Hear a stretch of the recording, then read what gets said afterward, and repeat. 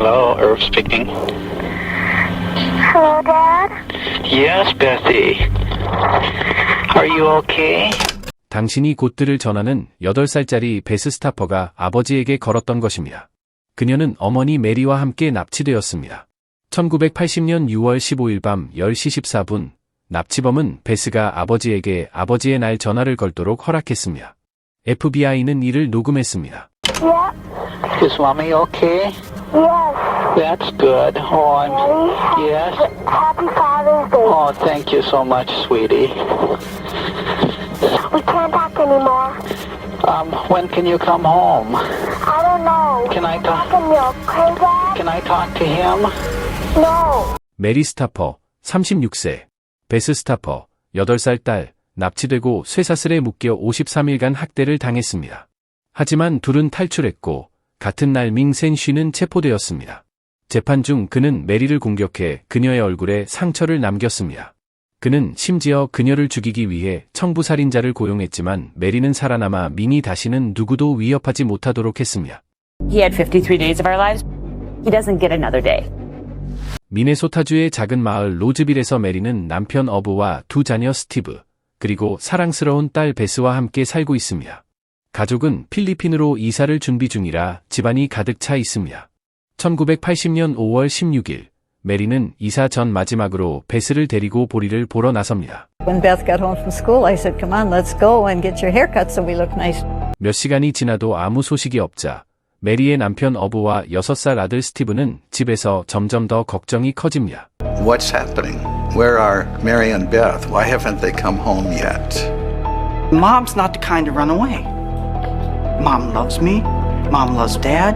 Mom loves my sister. There hasn't been any arguments. 마을에서는 같은 날 납치된 제이슨이라는 아이를 찾기 위해 경찰이 수색 중입니다. Little boy kidnapped. Jason playing in a park never came back. Terrifying story. 하지만 그들은 메리와 베스가 실종되었다는 사실을 전혀 모릅니다. 밤이 되자 어브는 결국 경찰에 신고하기로 결심합니다.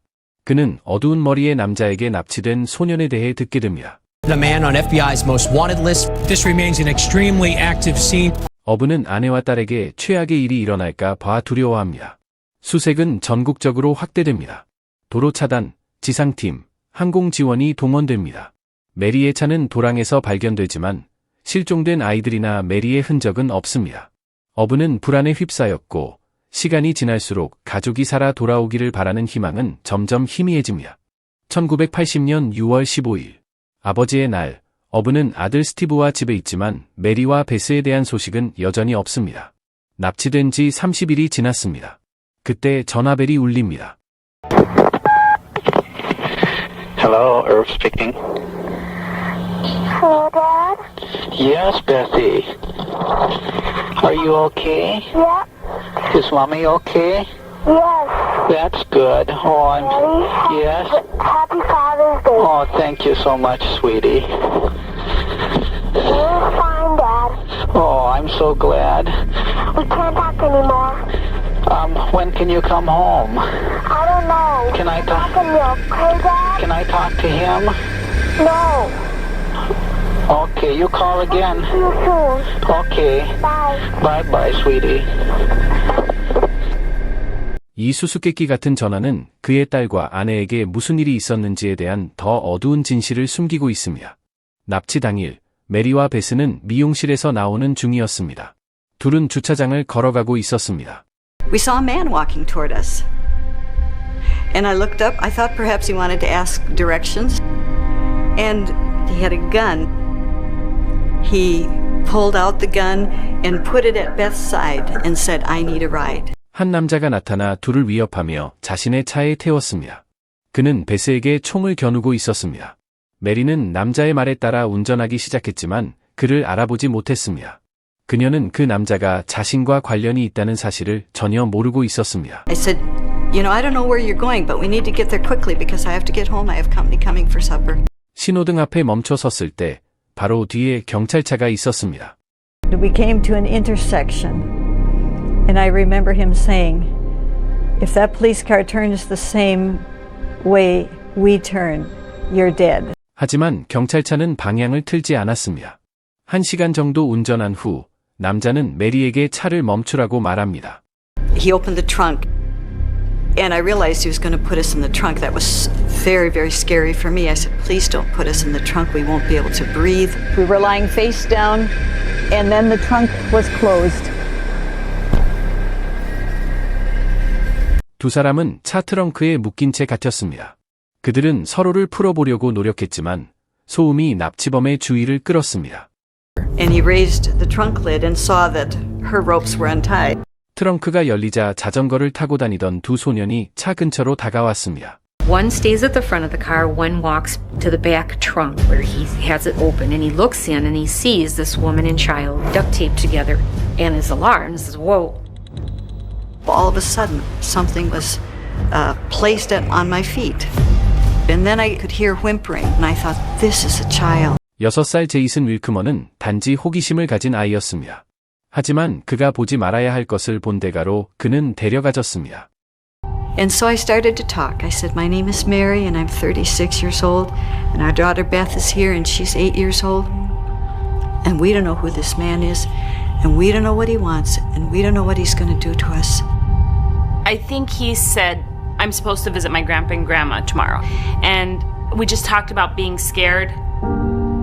And then the car came to a stop, and the trunk lid was open, and Jason was removed from the trunk, and then the trunk lid was closed. And then all was quiet. And I remember thinking, he's left us here to die a slow death in the trunk. 얼마의 시간이 지난 후 납치범은 돌아와 제이슨을 차에서 다른 밴으로 옮겼습니다. 하지만 제이슨의 흔적은 어디에도 없었습니다. 메리는 남자에게 소년에게 무슨 짓을 했는지 물었습니다. 그는 소년을 사람들이 발견할 수 있는 곳에 두고 왔다고 대답했습니다. 그는 거짓말을 했습니다. 경찰이 제이슨이 살해당했다는 것을 알아내기까지 몇 달이 걸렸습니다. 하지만 메리는 이미 그를 신뢰하지 않았습니다. 그리고 그녀는 그가 자신이나 딸에게 어떤 일을 저지를지 두려워했습니다. We didn't know from minute to minute whether we would be alive the next minute. 그 후 메리와 베스는 작은 집으로 끌려가 좁은 침실 옷장 안에 감금되었습니다. 그곳은 이미 감옥처럼 개조된 상태였습니다. There was a light bulb with a pull chain. There was a scatter rug on the floor and 2 small throw pillows. They took a screwdriver and removed the doorknob from the inside of the door, and we were locked into that closet. Our hands were still tied. We could not reach up and turn on the light. And so the only thing we could do is lie down on that floor. We just had to try to get some rest because we didn't know what the next day would bring. She knows right away this was not a random occurrence, that this was planned. And their terror, of course, escalated at that point. 감금된 첫 주, 메리는 거실로 끌려가 소파에 묶였습니다. 그녀의 눈가리개가 벗겨졌을 때 그녀는 캠코더가 세팅되어 자신이 촬영되고 있음을 알게 되었습니다. 그리고 그제야 그녀는 이 모든 일이 무엇 때문인지 깨달았습니다. He had actually been up in the woods behind our house, probably using binoculars. He knew that Beth had a little makeup Barbie that was on the dresser top of her room. He knew our son Steve. He knew that my parents had been to visit. He had followed me down the highway one time. In fact, he even knew where the spare key to our apartment was. 납치범은 메리에 집착하고 있었습니다. 그는 그녀를 10년 동안 스토킹해왔고 그녀가 필리핀으로 이사 간다는 사실을 알고 떠나기 전에 그녀를 붙잡으려 했습니다. This was his moment of triumph.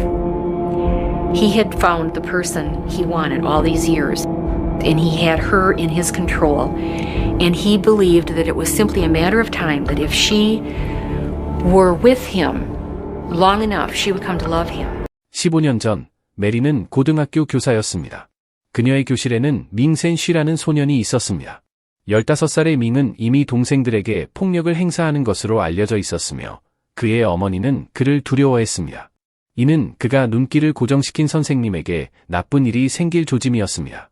학기가 끝날 무렵 그는 자신의 완벽한 점수를 깼다고 주장하며 성적에 대해 분노했습니다. He said, "Do you remember what grade you gave me?" And I said, "Well, no, I don't, but it must have been an F for you to do this to me." 문제의 성적은 B-였습니다. 그때부터 그의 집착은 점점 더 강해졌습니다. 그는 메리를 원망하며 그녀의 사랑을 얻기 위해 어떤 대가도 치르려고 했습니다. 비디오 대화는 몇 시간 동안 계속되었습니다.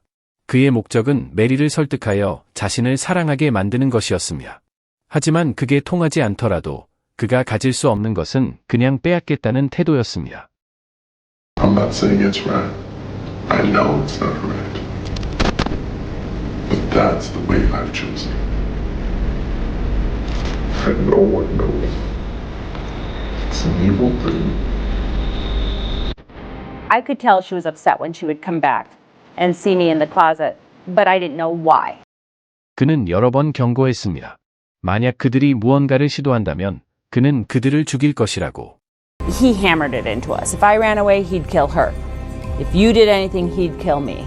6월 7일, 밍은 메리와 가족처럼 살고 싶다는 환상을 더 구체화하며 시카고로 여행을 가기 위해 RV를 빌렸습니다.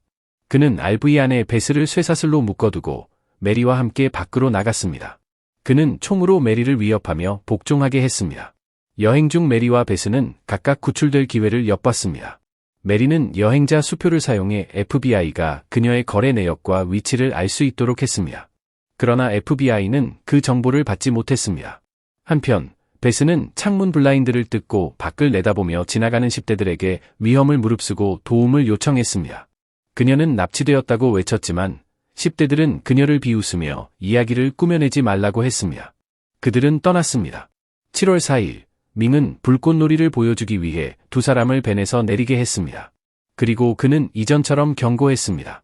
만약 무언가를 시도한다면 그들을 죽일 뿐 아니라 근처에 있는 사람들까지 해칠 것이라고. 그 순간 경찰차가 신호등에 멈춰 섰습니다. 메리는 아무것도 하지 못했습니다. 그녀는 이렇게 말했습니다. I couldn't do a thing about it because he always had his gun and he always had Beth. 그러나 메리는 경찰차 뒤에 적힌 큰 번호를 기억했습니다. 그날 밤 집으로 돌아온 후 그녀는 베스에게도 그 번호를 외우게 했습니다.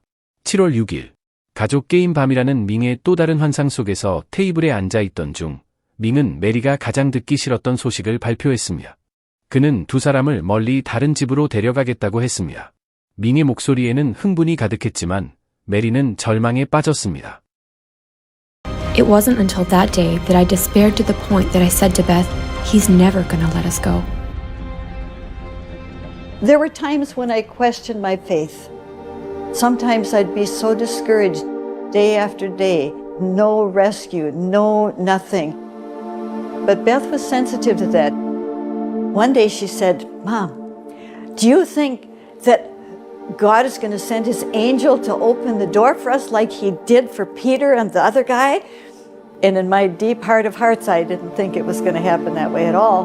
But I don't want to destroy the faith of a child. And so I said, well, he certainly could do that, but he might choose a different way. 시간이 얼마 남지 않았습니다. 메리는 모든 것을 걸어야 한다는 것을 알고 있었습니다. 7월 7일, 밍이 외출한 동안 메리와 베스는 옷장 안에서 문에 단단히 쇠사슬로 묶여 있었습니다. 메리는 문 경첩을 바라보며 생각했습니다. 밍이 언제든 돌아올 수 있다는 것을 알고 있었습니다. 도구는 없었지만 그녀는 손톱으로 경첩 핀을 빼내려고 했습니다. 그것이 쉽게 빠질 가능성은 거의 없었지만 시도해야 했습니다. So I went over to the door, I held the door with one hand, and I pulled the hinge pin with the other. It came out just like it was greased. The door separated. It was clear that our cable was going to come through. Beth, she panicked right away. She started pulling on my clothes. She said, Mama, don't do it. Mama, you know what he said? If he finds us escaping, he's going to kill us. You know, I mean, she was really panicked. I slapped her cheek. I sat her down in the chair and I said, listen, Beth, if God has given us this way of escape, we have to take it. Sure, it's dangerous. If Ming comes home and finds us escaping, he's going to kill us. We know that. But if this is God's way, he's going to take care of us. But I can't fight against you. We have to work together in this. We're chained together and we have to work together. 베스는 어머니의 계획을 이해했고 둘은 부엌으로 이동했습니다. 메리는 전화를 잡고 사흘 전에 경찰차 뒤에서 기억했던 번호를 눌렀습니다. 잠시 후 보안관 사무소의 디스패처가 전화를 받았습니다. 메리는 이렇게 말했습니다. This is Mary Stauffer. I think you're looking for me and my daughter Beth. Please hurry. We're being held in a house. He has loaded guns here. He'll kill us and anyone who tries to come in here. Don't try to come in if he's here. 디스패처는 메리에게 집안에 머물며 창문 근처에서 멀리 떨어지라는 엄격한 지시를 내렸습니다. 메리는 전화를 끊었습니다. 베스는 어머니에게 경찰이 올 때까지 밖에서 기다려야 한다고 말했습니다. 하지만 그들은 덤불 뒤에 숨을 수 있었습니다. 메리는 디스패처의 지시를 따르지 않고 딸의 말을 듣기로 했습니다. 둘은 집 뒤쪽 문을 통해 쇠사슬에 묶인 채로 나왔습니다. 그들은 자동차 뒤에 몸을 숨겼지만 그 순간 경찰이 이미 도착해 있었습니다. 경찰은 집안에 두 사람이 있을 것으로 예상하고 진입을 준비했습니다. 그 순간 한 경찰이 바깥에 주차된 차량을 발견했습니다. 밍센 쉬가 경찰이 도착하기 전에 집에 돌아왔을 가능성이 있었습니다. 경찰은 차량 쪽으로 이동했습니다. 그는 차량 아래에서 웅크리고 숨은 두 인물을 발견했습니다. 메리와 베스였습니다. Approximately 3:30 this afternoon, our Ramsey County Sheriff's Dispatcher received a phone call from a woman who identified herself as Mary Stauffer. She stated she had freed herself from a shackled position. The day we escaped, the air smelled sweet, like I remember the feeling of the sun. There's nothing like just feeling the freedom. When we were taken to the sheriff's office and I first saw my husband Irv and our son Steve, it was just so marvelous to hug each other. 경찰은 그날 밍을 체포했습니다. 하지만 안도감과 함께 비극적인 소식을 접해야 했습니다. 경찰이 메리와 딸을 경찰서로 데려가는 동안 그들은 소년 제이슨이 아직 집 안에 있는지 물었습니다. 이 질문은 메리가 내내 두려워했던 사실을 확인시켜 주었습니다.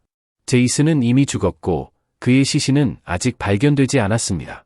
얼마 지나지 않아 메리와 베스는 밍을 상대로 법정에서 증언을 하게 되었습니다. 납치범이나 범죄자가 체포된 후 후회하는 척하거나 자신의 행동을 인정하는 것은 드문 일이 아닙니다. 데니스 얼 브래드포드는 밤에 제니퍼 슈윗을 침대에서 납치한 후 신문중에 무너졌습니다.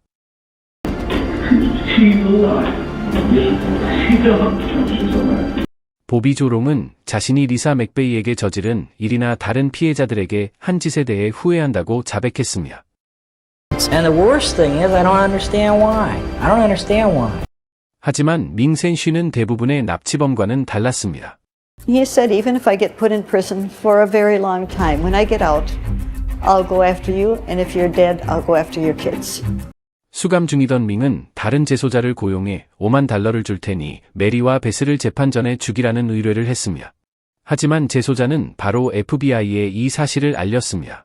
밍은 분노했지만 재판에서 메리를 마지막으로 볼 수 있다는 것을 알고 있었습니다. In 1980 and 1981, there were two trials. One was for the kidnapping of Beth and me, and the other was for the murder of Jason Wolfman. Our abductor jumped up from his place at the defense table. He grabbed me by the neck and held a knife in front of me and said, "Get back or I'll kill her." I was cut on my face. Yes, Betty. We can't talk anymore. He made a choice. He had 53 days of our lives. He doesn't get another day.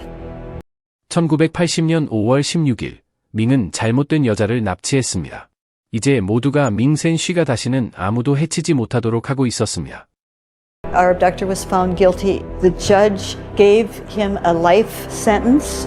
Parole was denied. We were very satisfied that he would remain incarcerated. 밍이 메리와 베스에게 저지른 모든 일에도 불구하고 메리는 살아남았고 딸이 마땅히 누려야 할 삶으로 돌아갈 수 있도록 도왔습니다. 베스는 지금 결혼하여 자신만의 아이들을 두고 있습니다. 메리는 결국 가족과 함께 필리핀으로 갔습니다. 시간이 지나면서 납치로 인한 상처는 그녀를 강하고 회복력 있는 사람으로 만들었습니다. 최근에 메리는 증조할머니가 되었습니다. No matter what has happened, no matter what anybody has done to you, that isn't the thing that defines you. There is healing, there is love, and you can even leave the resentment behind and just go on with your life. 그들이 탈출한 지 40년이 지났습니다. 오랜 시간이 흘렀지만 그들은 여전히 자신들의 이야기를 나누며 다른 사람들이 자신의 트라우마를 극복할 수 있도록 돕고 있습니다. 메리와 베스는 비극을 겪고도 아무리 어두운 상황에서도 살 가치가 있는 삶이 있다는 것을 보여주는 살아있는 증거입니다.